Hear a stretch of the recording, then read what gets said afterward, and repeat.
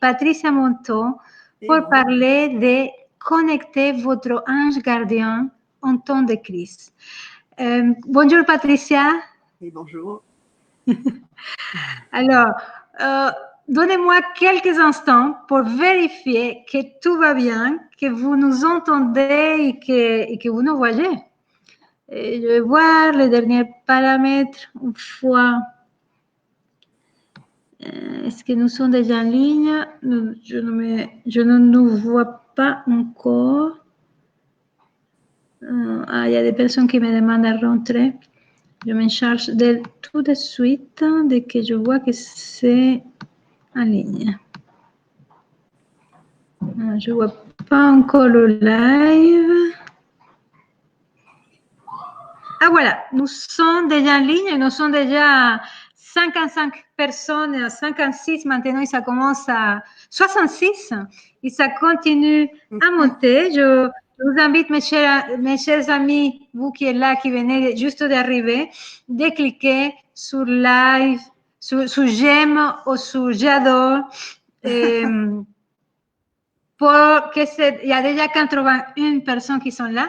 91, ça monte, mais c'est fou. Excusez-moi, pour que cette diffusion soit beaucoup plus large, parce que je suis sûre, j'ai déjà interviewé Patricia il y a 2 semaines, que ça va être passionnant. Vous risquez rien de cliquer sur j'aime avant de voir la conférence, parce que je suis sûre que ça va vous plaire. OK? Alors, Patricia, on disait justement dans la dernière interview que je t'ai fait, que je t'ai réinvité parce qu'il y a eu des problèmes techniques, que voilà, ça c'est un moment précieux, le moment de crise, c'est un moment précieux pour connecter avec son ange. Qu'est-ce que tu peux nous dire par rapport à ça? Mais comme toutes les crises, c'est une crise de croissance que nous sommes en train de vivre. Et comme toutes les crises de croissance, c'est toujours un petit peu bousculant, plus ou moins bousculant. Et là, c'est comme si nous étions un peu des enfants gâtés, avec tout plein de jouets. On est arrivé sur cette terre et nous avons tout plein de jouets à disposition et on a tellement accumulé de jouets sans en prendre vraiment soin, en les cassant, en demandant à chaque Noël davantage, alors qu'à côté, il y en a qui n'ont rien, et au détriment de la terre. Et je crois que le rendez-vous que nous avons, c'est un rendez-vous pour passer à une autre dimension de nous-mêmes. C'est quitter une attitude qui essaye de bien vivre en ayant beaucoup de choses à l'extérieur, à un autre bien vivre. La richesse, toute l'économie, tout va s'effondrer parce que ce n'est plus la richesse extérieure qu'il va falloir qu'on cherche, mais trouver cette richesse intérieure qui est nous-mêmes et les talents que nous contenons. Alors, le rendez-vous, est-ce que c'est un rendez-vous avec la foi, avec d'autres valeurs à chercher? Toutes nos anciennes valeurs vont perdre de leur importance et qu'il va nous falloir retrouver d'autres valeurs aujourd'hui, une autre manière de vivre, un autre respect de la terre. Et ce respect de la terre, il va s'apprendre d'abord en apprenant à se respecter soi-même. Oui, tout à fait. Alors, tu nous as parlé la dernière fois aussi sur cette rencontre de Gita Mala, que c'est un peu ton maître, et lors de la guerre, la Deuxième Guerre mondiale, que c'est une crise aussi terrible, hein, et avec son ange. Est-ce que tu peux nous raconter pour les gens qui ne connaissent, qui viennent de se connecter, qui ne connaissent pas Gita Mala, qui ne connaissent pas le dialogue avec l'ange, voilà, pour que tout le monde sache de quoi tu vas parler. Oui, nous sommes en 1943 en Hongrie, donc pendant la Deuxième Guerre mondiale, et ce sont 4 amis, 3 juifs et une catholique mais non pratiquante, c'est Gita, et ils ont tous les 4 des métiers assez modernes Ils sont graphistes, designers, professeurs d'expression corporelle, et ils ont une bonne vie. Et quand la guerre éclate, et avec le nazisme, ils font quelque chose d'incroyable que je ne sais pas si j'en aurais été capable. Au lieu de se désespérer, et ça fait écho à ce que nous vivons aujourd'hui, au lieu d'accuser Hitler, d'accuser les horreurs de la guerre, ils se sont arrêtés pour se remettre en question eux. Ils se sont posé des questions sur à quel endroit nous-mêmes, dans nos vies personnelles, nous avons fait des erreurs pour que l'humanité dérape à ce point. Et parce Ils ont pris responsabilité, quoi. oui, où est notre responsabilité avec nos petites guerres qui ont alimenté cette grande guerre, quoi. Et ils se sont d'abord réunis comme ça, en parlant, jusqu'à ce qu'ils décident d'écrire, de faire le bilan de leur vie par écrit. Et quand ils se retrouvent pour en parler, Anna, qui était donc la plus intuitive et en même temps la plus terre à terre, à un moment donné, elle sent que ce n'est plus l'Anna amie qui parle, mais c'est un essentiel, une vérité essentielle qui sort d'elle, une vérité plus profonde qui sort d'elle. Et ils ont mis un certain, enfin, ils ont appelé, ils ont eu pendant 1 an et demi, toutes les semaines, ils se sont retrouvés pour questionner. Et Anna, pendant donc 1 an et demi, chaque semaine, a répondu à des questions où elle était voilà, le porte-parole de son ange pour répondre à des questions essentielles sur la place de l'homme. Ce livre, il est un mode d'emploi. Mais quand on regarde tous les livres, que ce soit des livres sacrés, des livres religieux, ils nous parlent tous de quoi? De quelle est l'évolution attendue de l'homme. C'est-à-dire quel est le mode d'emploi de cet humain sous-exploité. Et c'est le grand rendez-vous du passage de notre nature première, un peu imparfaite, humaine, à une nature seconde, le meilleur de nous. C'est ce grand rendez-vous qui est attendu. Passer de cet homme de guerre qui fait la guerre avec lui-même d'abord et avec tous les autres, qui dit du mal de lui et dit du mal des autres. Il y peut rien, c'est sa nature humaine. Et le grand rendez-vous, c'est est-ce qu'on va être capable de ce retournement intérieur qui va nous faire dire du bien. Et que cet homme-là, il sera un homme de partage, qui prendra soin de la terre. Donc le premier grand changement, il n'est pas extérieur. Le premier grand changement, il n'y a aucune écologie qui réussira à s'occuper de la terre. Si, au départ, la première écologie qui est de s'occuper de l'homme qui vit sur cette terre ne se fait pas. Alors voilà, on a 150 entretiens qui nous parlent de cette route-là. Donc, il y a, donc, ok, donc il y a les 4 amis, donc Anna, qui commence à connecter l'ange d'Anna, qui lui donne des informations. Et c'était quel genre d'informations qu'elle recevait? Eh bien, c'est ce mode d'emploi de l'homme, c'est-à-dire comment déjà, il y a 2 grandes parties dans ce dialogue. Il y a la première partie où les questions sont plus personnelles, et c'est comme si c'était, Gita en parle comme d'une sorte de psychothérapie angélique, et où l'ange leur apprend, les 4 anges apprennent aux 4 amis à s'aimer dans leur imperfection, à rencontrer qui ils sont en vérité.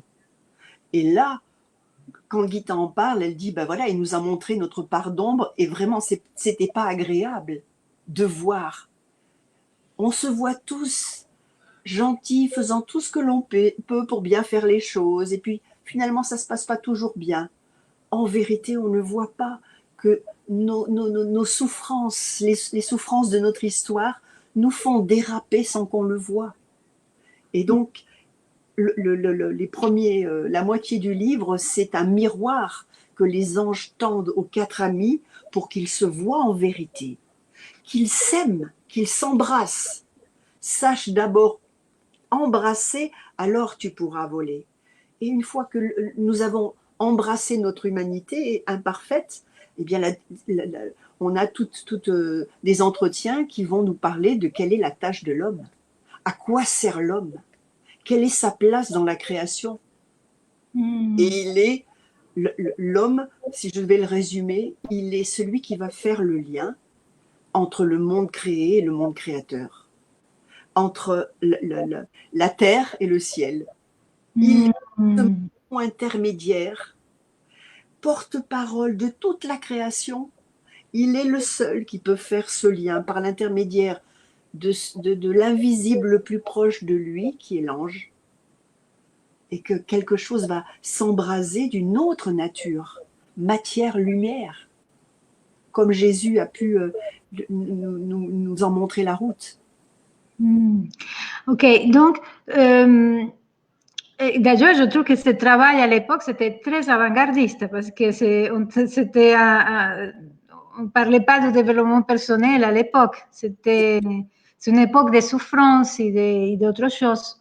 Oui, mais je pense bien que dans ces moments de grande souffrance, comme celle que nous traversons aujourd'hui, ce sont des moments essentiels parce que tous nos problèmes superficiels disparaissent, sont relativisés par quelque chose de plus essentiel qui vient à la surface et qui nous met devant des questions essentielles. Et si l'homme s'approche, parce qu'il s'approche de la maladie, il s'approche de la mort, il s'approche de à quoi je sers, là, on est dans les meilleures conditions pour obtenir des réponses d'un autre ordre. Et chacun de nous a ses questions, chacun de nous a son ange gardien pour lui répondre. Ok, on te voit des bisous, de Madrid, de France, de partout. Il y a beaucoup de gens ce soir. Bien, vous étiez célèbre, Anna. Haute semaine de la Alors, mission. quelqu'un demande le nom du livre que tu parles. C'est le dialogue avec l'ange, c'est ça? Voilà, c'est le dialogue avec l'ange. Et Gita a mis 10 ans pour le traduire en français. Et aujourd'hui, il est traduit dans une vingtaine de langues. Et elle a écrit des 4 livres explicatifs pour répondre à toutes les questions de ses lecteurs. Et à un moment donné, mon époux, qui avait créé une association, a souhaité rencontrer Gita. Il découvre qu'elle est encore vivante. Nous étions donc ensemble tous les deux et nous avons invité Gita à venir parler dans notre association. Et là, il y a eu un coup de foudre spirituel qui a eu lieu, comme si on avait rencontré celle qui allait pouvoir accompagner nos vies. Ça a été un grand amour. Voilà, nous avons eu un maître majestueux, une joueuse, une... Ouais. Alors, tu sais, j'aime bien poser toutes les questions que les personnes posent, qu'elles soient bienveillantes ou pas, ok? Oui, il y a une question qui n'est pas très bienveillante, mais que je crois que c'est important que tu réponds. Dis, vous êtes magnifique, merci, mais en même temps, il manque une réalité des faits existants. Alors, c'est quoi des faits existants? Je ne sais pas, il manque une réalité des faits existants. Est-ce que tu vois de quoi parle cette personne ou pas? Alors, si c'est du concret qui manque, après, comprenez que nous avons finalement rencontré Gita qui nous a accompagnés, qui nous a enseigné la route du dialogue. Et puis, elle a eu un accident de voiture et elle n'était plus autonome et elle est venue habiter chez nous jusqu'à sa mort. Et nous avons accompagné pendant 4 ans sa vie et sa mort. Et là, c'est comme si Gita qui découvrait que dialoguer avec son ange n'était pas quelque chose de naturel pour tout le monde. c'était naturel pour elle, mais que c'était toute une route qui n'était pas simple. Et donc pendant 4 ans, nous avons eu des réunions dialogue avec elle où elle nous a appris cette route. Elle nous a appris les pièges, elle nous a appris à distinguer entre l'intelligence qui répond, le bon sens, et puis l'ange, surprenant, émerveillant, bousculant. Et donc, c'est comme si ensemble, elle a inventé plein de jeux pour nous. C'était une grande joueuse.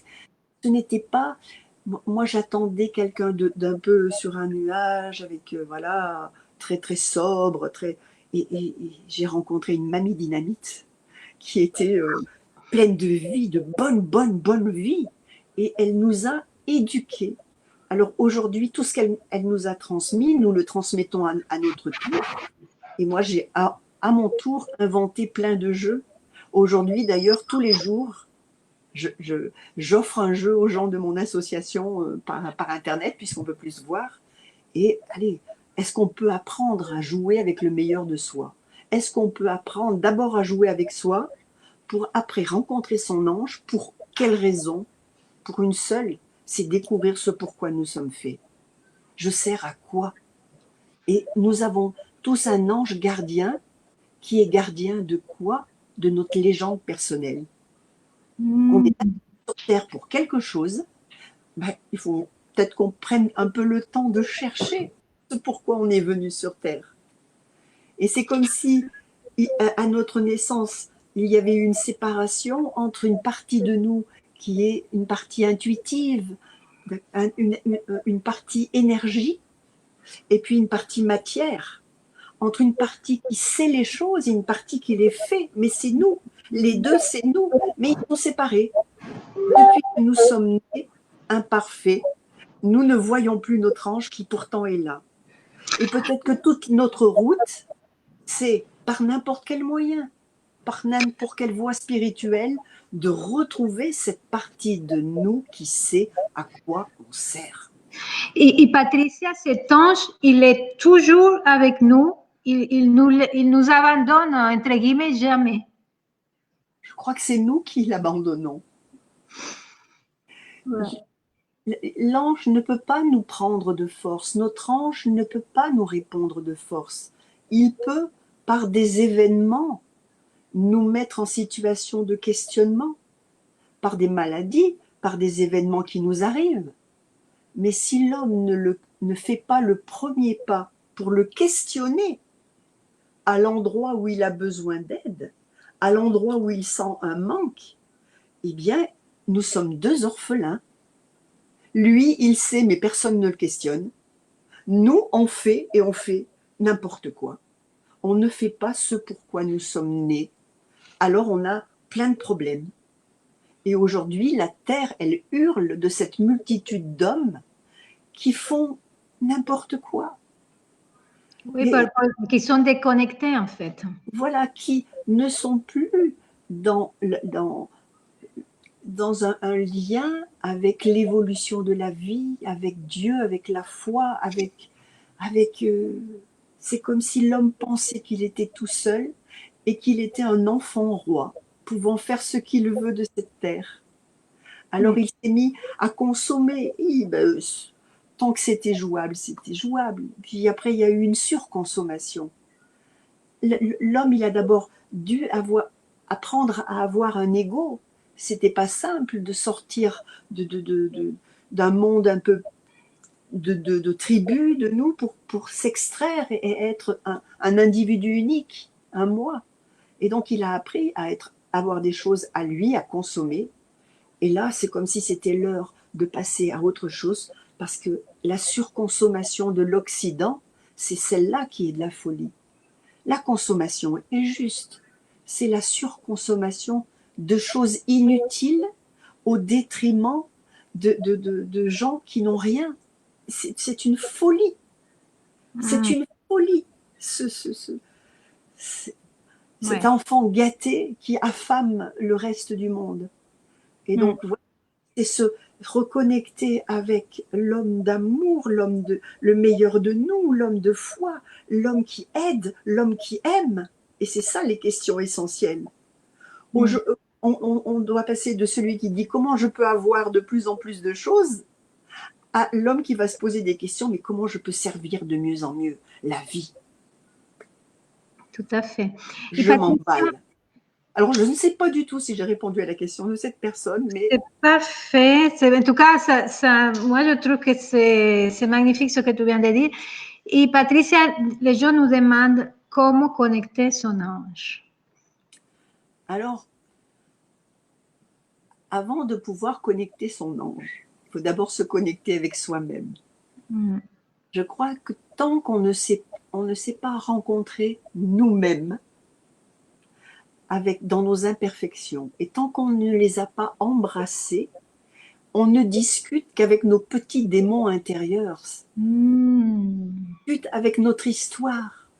Notre histoire, elle fait plein de commentaires liés à nos traumatismes passés.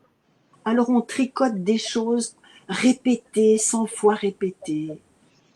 Et des choses intelligentes, des choses, mais pas des choses de dépassement. Et donc il nous faut d'abord avoir fait la paix avec nous-mêmes pour être comme si on faisait un peu un nettoyage pour pouvoir avoir la place, faire la place à notre ange. Alors cet homme, quand dans les dialogues, l'ange nous donne plusieurs indications pour le rejoindre. Il nous dit, si tu veux lire un livre, faut que tu l'approches de toi.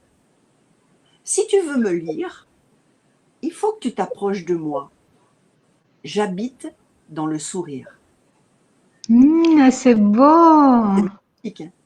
C'est-à-dire que dans le mélodrame, dans la lamentation, on est trop loin de notre ange. La lamentation, c'est comme si on pensait que c'était une punition ce qui nous arrivait. Les accusations, c'est comme si on pensait qu'il n'y avait pas de solution. Allez, toutes, quels que soient les petits, moyens ou grands drames qui nous arrivent, ils sont juste une indication qu'on est en train de s'égarer de la route que Dieu a prévue pour nous. Il a prévu quelque chose, une vie magnifique pour nous. Et nous, on prend des impasses. Alors, voilà, il faut d'abord s'être rencontré, avoir fait la paix avec soi-même, être dans ce sourire pour pouvoir questionner derrière. Mais alors, il est où le meilleur de moi? Comment je vais pouvoir mieux aimer? Au début, tant qu'on pose des questions pour changer les autres, soi-même ou l'extérieur, on n'a pas de réponse de l'ange. Et donc, on sait qu'il habite dans le sourire et on sait que il habite au sommet de nos questions.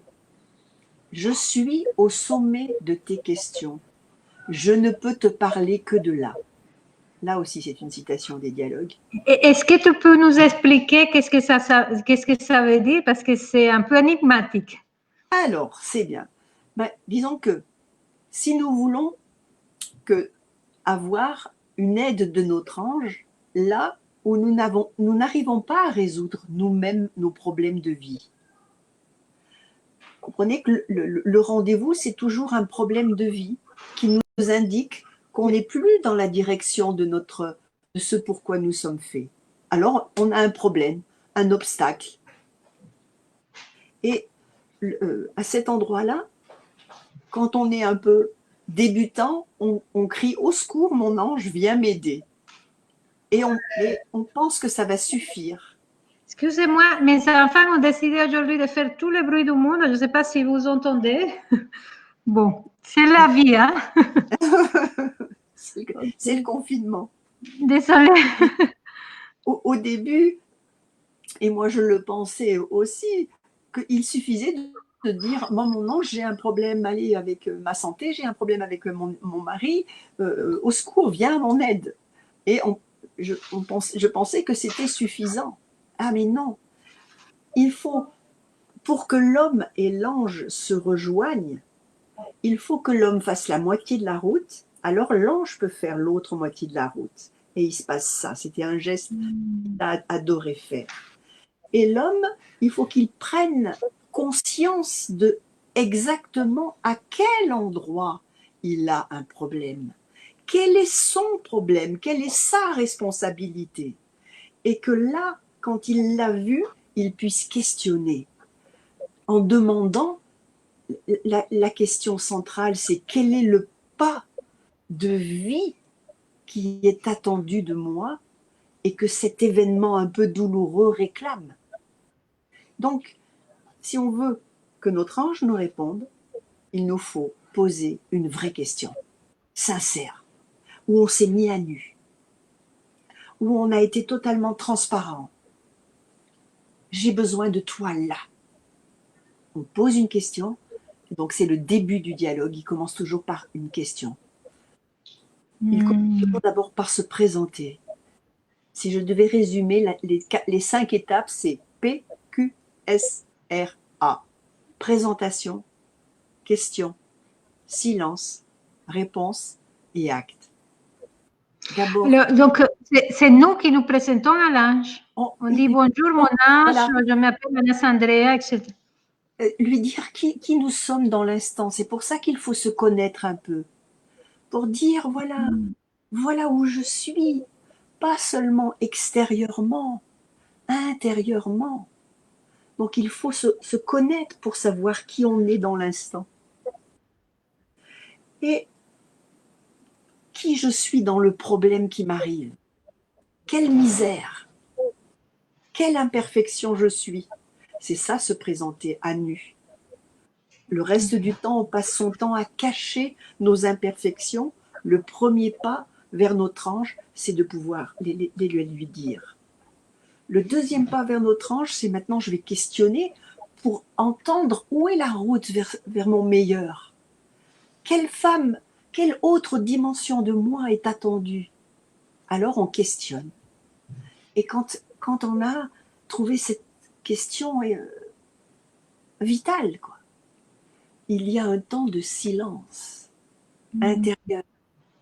C'est comme si on avait posé la question et que là, il fallait rentrer en soi-même pour écouter la réponse. Et la réponse de l'ange n'est pas dans l'espace et le temps. Donc la réponse de l'ange, elle va être partout, dehors ou dedans. Elle va être dehors par un événement qui se passe, par quelqu'un qui nous dit quelque chose, par un détail de la nature qui nous heurte ou qu'on admire. Partout où on est touché dehors, c'est une réponse. Et puis, on a besoin d'être attentif une fois qu'on pose la question et qu'on laisse le silence à la réponse de la vie, quoi, parce qu'elle va nous... Toute la vie est la réponse. La vie n'attend que ça, qu'on ait posé une question et qu'on prête l'oreille. Parce qu'elle a beau nous parler, notre ange a beau nous dire des choses, si on ne s'est pas arrêté pour questionner exactement où on a besoin. Il y a une centaine de fois les anges dans le dialogue avec l'ange disent « mais demande, questionne ». Parce que la question, c'est un signe de manque. Et sans manque, nous ne pouvons pas donner. Il faut que l'homme ait vu son manque pour que l'ange vienne le combler. Et dans ce silence, on va entendre, c'est pour ça que c'est un silence particulier, pas extérieur. On va entendre notre ange qui nous parle à travers un événement, une maladie, une personne. Ou alors il nous répond dedans, par des intuitions, des sentiments, des souvenirs qui nous reviennent. Par le corps, on se met à avoir envie de se gratter. Ou on sent que quelque chose est tendu en nous. On pose la question et on sent notre dos. Et donc c'est ouvrir d'autres oreilles, nos oreilles intérieures, pour l'entendre. Et ensuite, la réponse, il va falloir qu'on la traduise en mots et en concret. Donc, il va falloir qu'on re-questionne l'ange plusieurs fois jusqu'à être devant un acte concret qui va solutionner le problème dehors, mais qui va le solutionner dedans. Ok, donc on peut poser des questions et on peut aussi, surtout en ce moment, par exemple, demander de l'aide. Oui, plus on demande une aide générale, plus l'ange nous aide de manière générale. Okay, d'être concret.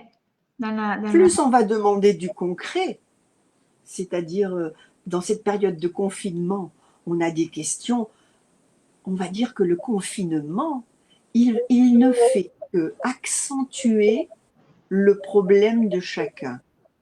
Nous avions tous des problèmes avant, liés à notre histoire. Avant. Nous l'avions plus ou moins fort. Et le fait de pouvoir sortir, de pouvoir fuir le problème en sortant extérieurement, en nous agitant extérieurement, faisait que le problème, il était noyé.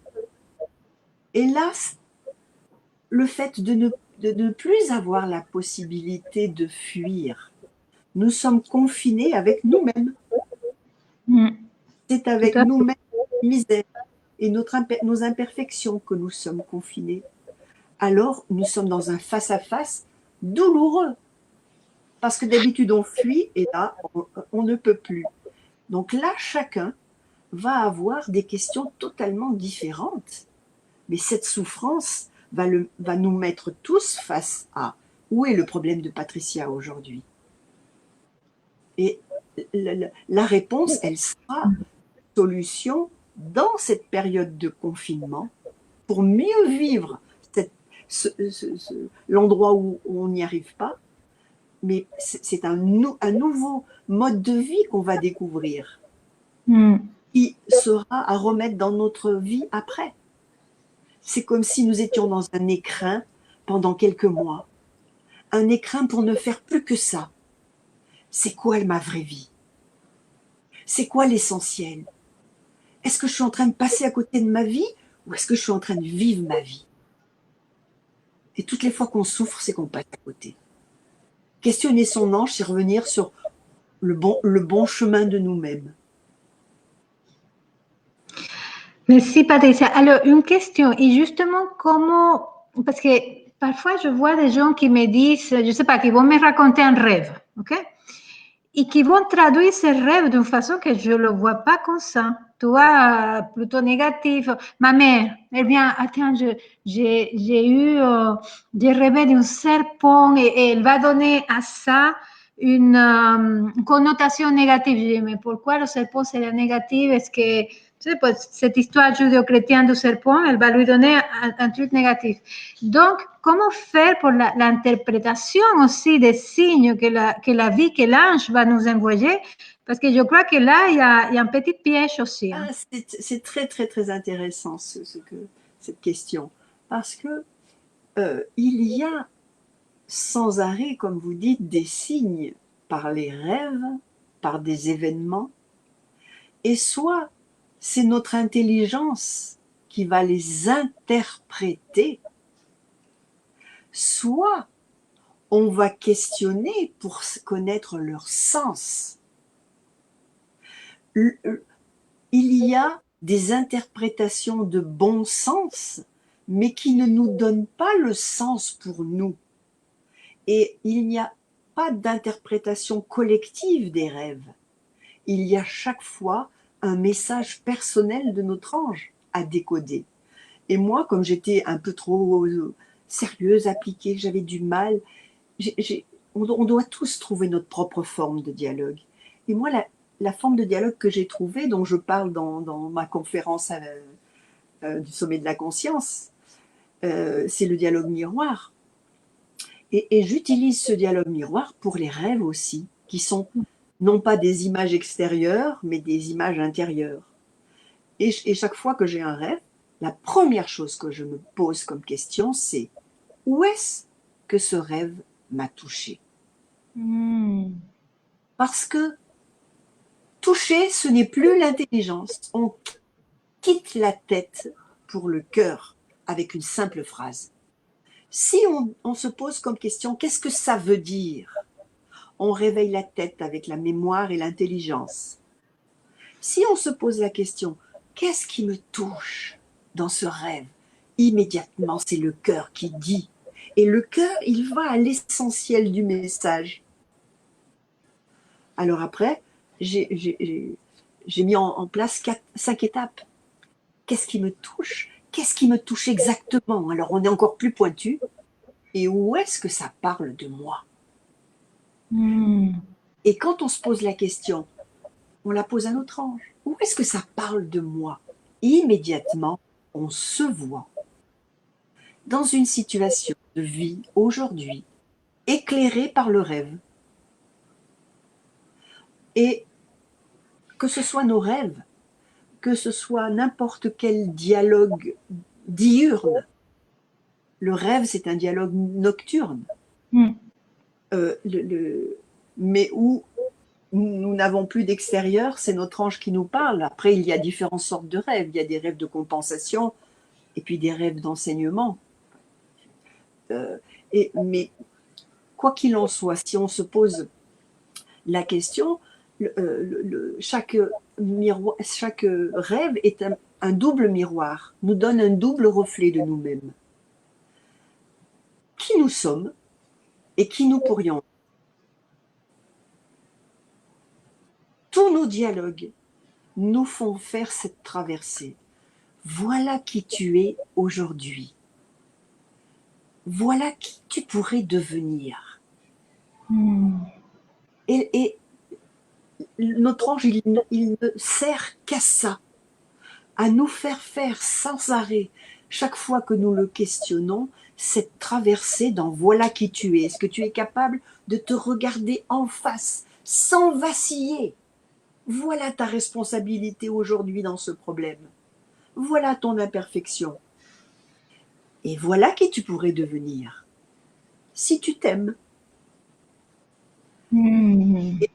Et donc, on peut un rêve doit se terminer par un acte aussi, puisqu'on a vu qui nous pourrions devenir, il ne reste plus qu'à trouver l'acte pour l'incarner. C'est pour ça que tu parles de, je vais rappeler, parce qu'il y a des gens qui demandent présentation, question, silence, action, c'est ça? Réponse, parce qu'il nous faut traduire la réponse.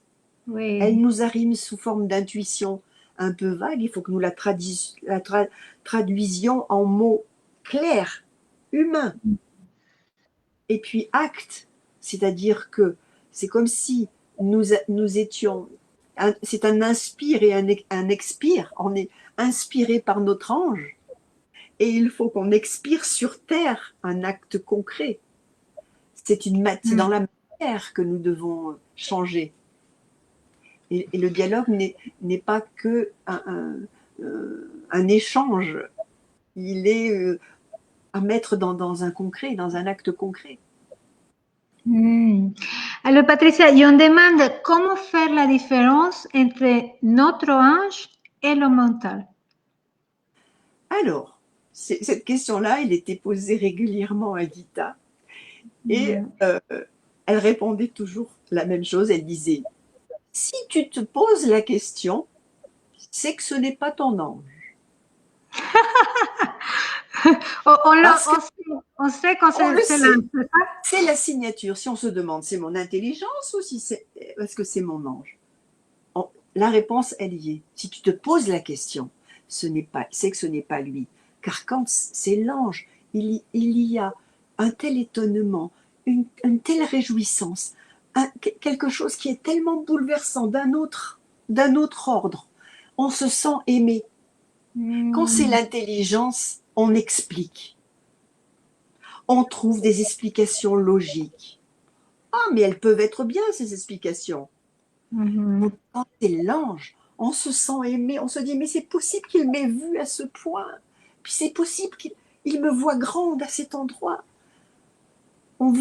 C'est comme si on voyait le scénario qui est autour de nous. On vivait tranquillement sans voir que tout était ordonné pour nous aider à faire un pas. Wow, tu me touches tellement, Patricia. C'est-à-dire, il y a une vibration qui est là, qui est très perceptible, qu'on ne peut pas rater, quoi. Si on est en connexion avec l'ange. L'autre question qui était souvent posée à Gita, c'était mais est-ce que tout le monde a un ange? Est-ce que tout le monde a un ange? Et moi, je m'attendais à ce qu'elle réponde oui. Et je l'ai entendu répondre, non, seulement ceux qui y croient. Ah, tiens, ça c'est intéressant. Ceux qui n'y croient pas n'ont pas d'ange. Il existe, mais il est virtuel. C'est une énergie qui n'est pas concentrée vers son homme. C'est une lumière qui ne sert à rien. Et dans les dialogues, dans une des réponses que l'ange fait à Gita, c'est mais si tu penses que je peux parler, eh bien je parle. C'est tellement évident. Si tu ne le penses, tu ne crois pas que je puisse te répondre, eh bien je suis muet. C'est tellement logique. Et un millimètre de doute fait que tout est brouillé. Un millimètre où on se dit oh mais je vais pas l'entendre, il va pas me répondre, j'ai pas d'ange. Oh, je suis passé par tout ça moi. Hein. Un millimètre, eh bien ça brouille et il n'y a plus rien. Ah, on peut lui dire bah, mon ange, tu sais, je suis en train de douter. C'est là le moment où on se remet dans une présentation transparente. Ah mon ange, je suis en train de me demander si tu vas vraiment me répondre. Je pense que j'ai tellement pas de valeur que j'ai peur de pas t'entendre. Alors c'est comme si cette sincérité nous rapprochait de notre ange. Tu sais, ça me fait rappeler que quand j'étais petite, je sais pas, j'avais peut-être 4 ans, je disais, je me rappelle parfaitement, mais je ne me rappelle pas de l'image. Je me rappelle que je disais que je voyais des anges. Et je crois que c'était vrai, je crois. Hein. Et en même temps, j'ai l'impression que nous, en tant qu'enfants, nous sommes souvent en connexion avec ces énergies et que parfois la vie, devenir adulte, je ne sais pas quoi, va nous déconnecter de cette sensibilité que nous avons en tant qu'enfants. Est-ce que tu as cette Oui, impression aussi? oui. Si on regarde, mon époux, Bernard Manteau, donc, a fait pendant une quarantaine d'années tout un travail de recherche il a créé une psychanalyse corporelle et il conduit les personnes à retrouver à retrouver vraiment leur passé et les traumatismes qui les ont marqués. Et on voit très bien que dans le ventre de notre mère, nous étions totalement avec notre ange, avec Dieu, nous étions dans un dialogue naturel. Et quand la naissance, c'est-à-dire que notre arrivée en matière, nous a séparés de cette lumière. Mais au début, elle nous a séparés très peu. Les dialogues disent qu'il y a entre la naissance et la mort un écran fausse notre vue. Et donc, cet écran, à la naissance, il était tout petit. Et puis, au deuxième traumatisme, il s'est un peu épaissi. Alors, on a encore notre ange, un peu moins. Et après un troisième traumatisme, et après un quatrième traumatisme, et aujourd'hui, on ne voit plus rien. Et c'est comme si ce que nous avions gratuitement enfant, nous avions à le reconquérir adulte, consciemment. Refaire la route pour diminuer cet écran et pouvoir être avec son ange, le sentir son humeur, sentir qui il est. Merci Patricia. Alors, on va vers la fin, Patricia, Oui. mais il y a vraiment une question qui me paraît intéressante. Peut-on être guidé par son ange pour vivre une situation qui au final est pénible dans notre vie incarnée? Nous joue-t-il des tours? Alors, notre ange s'amuse avec nous. Le problème, c'est nous qui ne nous amusons pas avec lui. Si on regarde, on est arrivé sur Terre avec après, il faut y croire que nous avons suffisamment de valeur pour être arrivés sur cette Terre avec un contrat de vie, avec quelque chose à faire pour nous parfaire.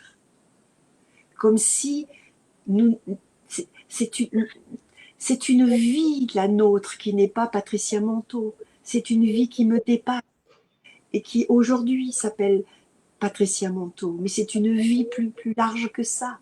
Et cette vie, elle doit s'accomplir depuis la nuit des temps. Vous imaginez, du minéral jusqu'à aujourd'hui, tous les pas d'évolution que la vie a faite, et on est dans cette évolution-là. On fait partie d'un pas de plus. Et cette âme est là pour s'accomplir à réaliser des choses. Alors, toute sa vie est programmée pour lui apprendre à faire ce pas, à s'accomplir là où elle n'est pas accomplie. Et ça peut être, tous les événements ne contribuent qu'à ça. Et je pense que plus on est sourd, plus la vie doit crier fort. Plus on s'arrête tôt. Quand je voyais Gita, mais à peine il y avait un petit grain de sable dans sa vie, à peine elle s'arrêtait. Moi, j'attendais qu'il y ait la grosse dune, le gros tas de sable. Alors, il est un peu plus compliqué à balayer, à nettoyer. Elle, c'est hop, dès qu'il y avait un grain de sable, elle s'arrêtait. Et moi, je me disais, oh, c'est pas grave, c'est rien. Et donc, aujourd'hui, qu'est-ce qui se passe avec cette grande crise où la Terre est obligée de se défendre? Et ce virus, c'est le signe de sa défense, elle se protège. Eh bien, on a été sourd à tous les dérèglements dont on est averti depuis tellement longtemps. Toute cette pollution, toute cette surpopulation, toute cette pauvreté qui existe à côté de nous et dont on n'a pas tenu compte. Alors on va dire que tout à coup, la vie est obligée d'hurler aux oreilles de l'humanité, non mais vous allez vous arrêter, juste 2 secondes, pour voir ce qui ne va pas et revoir tous vos comportements. Arrêtez de penser que ce sont des politiques qui vont résoudre vos problèmes et changer le monde. Ah non, c'est et nous. Qu'est-ce que nous faisons pour changer nous de comportement? Alors voilà, après, on ne peut pas savoir. Il y a des êtres qui se réveillent dans des maladies très graves, qui deviennent des êtres magnifiques, qui font des traversées avec des expériences mystiques de haute portée, de haute volée, de vraies rencontres avec le Christ, avec des saints, par la maladie, parce qu'ils essayent de ne pas succomber à la tentation de se plaindre, mais d'essayer de trouver la porte quand même du sourire, des mains ouvertes, des yeux gentils, dirait mon mari.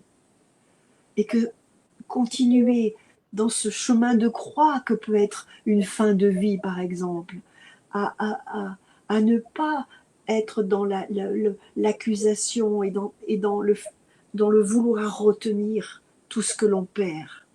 Mais chaque fois que l'on perd quelque chose, est-ce que l'on peut se poser la question, mais qu'est-ce qu'on y gagne intérieurement? C'est la grande leçon de cette crise. On est en train de perdre beaucoup de choses dehors.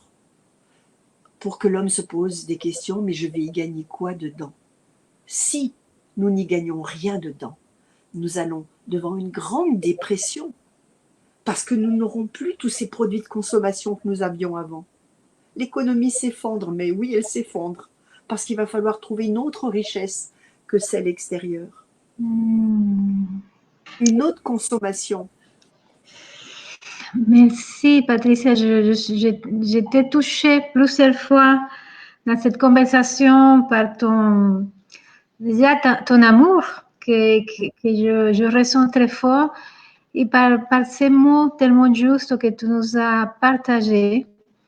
On arrive à la fin de cette interview. Et juste pour rappeler, donc, tu nous as parlé de 5 points. Je vais les redire pour voir si, parce que, OK? Présentation, questions aux demandes, Voilà, silence, réponse et action. Et acte, oui. Ah, OK.